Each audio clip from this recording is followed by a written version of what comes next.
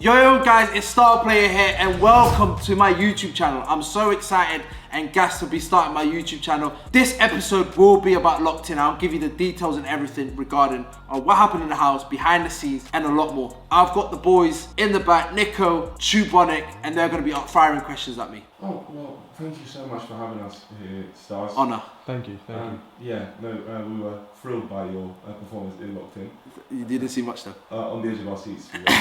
I guess the first question would be, how did you find your experience? Oh bro, I loved my experience. Going in there from day one, experiencing it. I'll let you know how I did it in day one, what I was going through my head, how nervous I was, and all sorts. So obviously, I got invited to go on Locked In by the production team. I was so gassed, whatever. I went in there not knowing no one. Like, I figured out based on Instagram who was going into the house. But myself, I was like, I don't want to know no one. I don't want to judge anyone based on their content. So I was like, you know what? Let me go in there and find out for myself about these other 9 beautiful individuals that were in the house that I shared with. And when I got into the house day one, I remember when I got into the house day one, I was nervous. Like, obviously I was nervous. I was like, I've never done something like this as well. It's like Big Brother basically. I didn't know what to do. I knew a couple of people, like I said, I knew Fuzi already there. I knew Danny Aarons to an extent. Like, we had a couple of conversations. So when I got into the house, it felt surreal, man. It felt weird. Like, I've seen the show before, going in there, looking amazing and all that stuff. Pick my bed, whatever. And the first thing Fuzi does, he's already made 5 lies going into the house. Everyone thought I was 37 at one point in the house. They thought I was in Big Brother in 2018. People asked me that. IBS, they're saying I had irritable bowel syndrome, the whole thing. I left the skids apparently, the whole lot. But overall, from day one to where I left in day 11, I'm gonna tell you more about it. From going into the house, I was a bit reserved, I'm not gonna lie to you. I wanted to get to know the people. So rather than just in a big group setting, more time I got to know people individually. So as the days were going on, I got to know Ash, Joyce, Shannon, Tennessee, Casey, George, Danny. Am I missing anyone?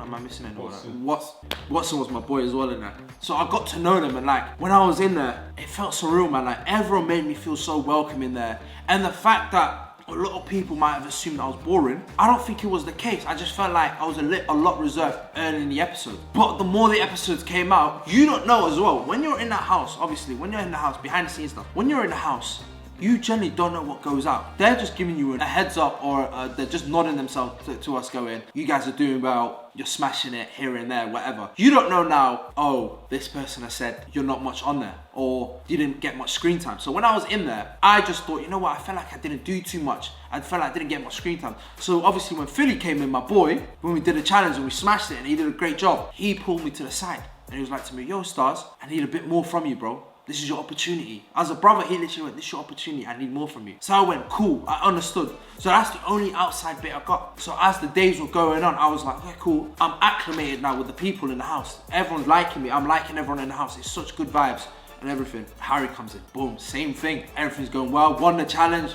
Joyce got evicted. Same thing, Harry goes, bro, I know you need to do more. So now I'm thinking to myself, what is it? Because as you guys have seen, when I left the house, a lot of people were upset and I was so happy to see the impact I've had in the house. But for the public and the views, you don't know how much I probably did in the house, because you're looking at it going, he might be boring, he might be this.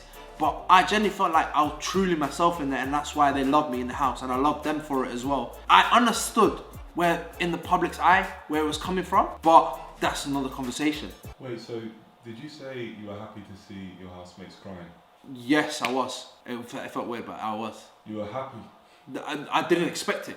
I'll be real, I didn't expect it. Because I was happy, might sound mad, I was happy in the extent of, it reassured me that I knew I was integral in the house. Because obviously when you're sitting in challenges and you're seeing the public's view of you, you're looking at yourself going, you know what, I might have to downplay myself and it might get into my mental head and going, you know what, you might be boring, but I know I wasn't, because I've been in the house within 24 hours. So I was like, it's not that. So when I saw like Fu crying, great acting by the way, Fu, Danny crying, George crying, and I saw all the girls upset, I knew I left a good impact in the house. Whether the production wanted to show that side, which I don't think they did at the time, to now, which I feel like they have, it brought me into a better place. And obviously being at the house, the love, thank you guys, the love you guys have given me since I've been in the house, letting me know like I'm a genuine, kind, nice person. Even the way the housemates spoke about me in the storeroom, bro, I felt so touched. And I'm glad you feel touched. Thank you. Well, on the whole eviction process, how did you feel when Max Kadar kicked you out? Oh, you know that is a madness still. So obviously, boom, Max came into the house. Obviously, I've known Max from outside. No, he's such a nice guy, whatever. So when he came into the house, I didn't know who was getting evicted. So man was in there, and by the way, when he was in the house as well, yeah, because Max is known to rattle people when he's in the house, because we're a happy family in there. When Max was in the house, he rattled a lot of people in the house, like straight away. And I looked at Fu and I said to Fu, I was like, yo, if Max was here from day one, there would have been fights, there would have been chaos, the whole lot, because the way he got under people's skins in there in such a short space of time, it shocked me. But then going to my eviction, I'm not gonna lie to you. So when they gave me when he read it out, I could already see the paper was long and my name is long. So I already had it in my head going, 11 days, it's my time. But the manner he did it, bro, I laughed. Because at first when I heard it, he just looked in my direction and went, yo, go yard. Where I'm coming from. So I couldn't fathom and hear what he said. So I went, I'll try to break it. I said, yard. But obviously the people's reactions were like, what? Like, who's going home? Because they couldn't really hear him. So yo, stop him, yo, go yard. And that's when I went, it is me. So that's why I was like, But then obviously you see the people around me that were like, oh shit, like Stars actually got evicted. It made me go, wow. So for people that are watching it, it is Max Kadar. Like, I love him to bits myself. So the way he did it, it's for pure entertainment. That's my boy at the end of the day. I was so happy that he got me evicted in that house as well, because it would have been difficult getting one of my housemates to vote me out, because obviously it's just an awful feeling. Well, I guess now's a good time to. Have you anything else you want to say about that? No, I love you, Max, man. That's it. All right. Well, how do you feel about the allegations of your bum crack getting screen time? Oh my god, man. I'm not gonna lie to you, bro. My head, as you guys, as my friends know me, as people know me, nightmare. You know, that is disgusting. So when you're in the house, you're completely oblivious. So didn't feel no draft, no nothing. They're giving me gums every single day. Some gums I'm like, kind of round. Some gums I'm like, that's a bit too tight up. But also, in the house, they give you a mic, so you gotta wrap it underneath your shirt kind of thing, innit? So man's looking at it going, yeah, like, I've coast this clear. I'm thinking, I'm alright. So when I saw the comment about my bum crack, if you saw my face in there, bro, if I could go red, wallahi, I would have gone red. I would have gone red because I was burning. And my first thought process was like, this motherfucker that got this quote out, I wanted to punch him up. That was my start. Then I went, oh, these housemates are pricks. And because in my head I'm thinking, if my ass is out, my natural reaction would be, if someone else's ass was out, my natural would be, yo, lift up your trousers, innit? I'm trying to look out for people. So in my head, I was like, do I ask everyone one by one, was my ass crack out? Because I was livid, bro. When I mean livid, like, bro, I was telling Fu as well, bro. I pulled him to to the side, and I was like, because he started making bum crack jokes, innit? But my head was so hot. So, and obviously they didn't put this in edit, bro. My eyes went from that and it just saw red. And I looked at Fu, said, my brother, don't even try to do them jokes, like I'm fuming, like allow me kind of thing, like don't do that. Obviously he clocked my reaction straight away and went, oh, you're actually serious? I was like, bro, I looked at him, I said, bro, I'd rather be laughed at than embarrassed. And I felt like at that time, I couldn't comprehend, I couldn't turn it into a joke where it becomes banter, where I'm coming from. So at that time, my head was just hot. So I was like, oh, this, that. And then Phil reassured me, it's like, bro, if I've never seen it, everyone in the house is like, yeah, man ain't seen it, nothing. I was mooning.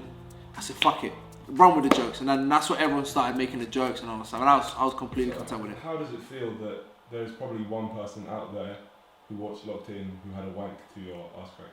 Hey, yo, I did not think that through. Think about it now. I hope it was a good wank. I hope they enjoyed it. It was. Sorry, that's my co-cameraman. Oh, okay, cool. I hope you did enjoy it.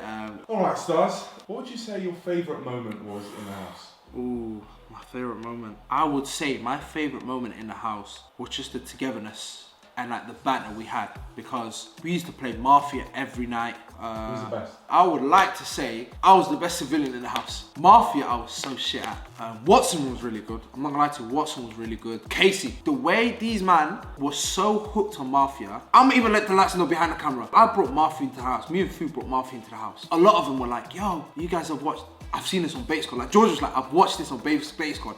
And everyone's calling it Mafia. And George was calling it Mafia because he basing it off the way George and you say it. So that's how I was like, okay, cool. And we played, I think we played 10 games in the first night. 10 games of Mafia in the first night. And it was 9 man. All right, well, next question. Who was your favourite housemate you got along with? People I genuinely feel like I got the closest to on a day-to-day, nighttime, relaxed, whatever. Besides Fu, obviously, because I know Fu very well.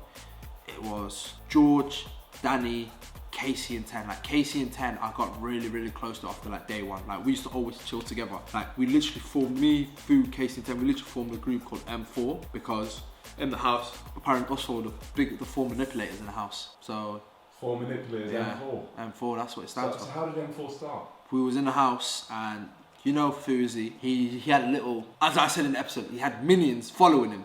Whatever he says, they're doing it. Jump, how high, whatever it is. He was getting all of them to do the dirty work. And Casey was one of the biggest ones in terms of, she used to just, whatever Tennessee said as well, Tennessee was one of the biggest manipulators as well. Whatever Tennessee said, Casey was on it. She was on smoke, whatever. And then gradually, as the days kept going on, Casey became the biggest manipulator. So now, when we was in the house, I was like, you man, everyone here just manipulates. And then I think 10 or Fu that made the name Manipulators 4.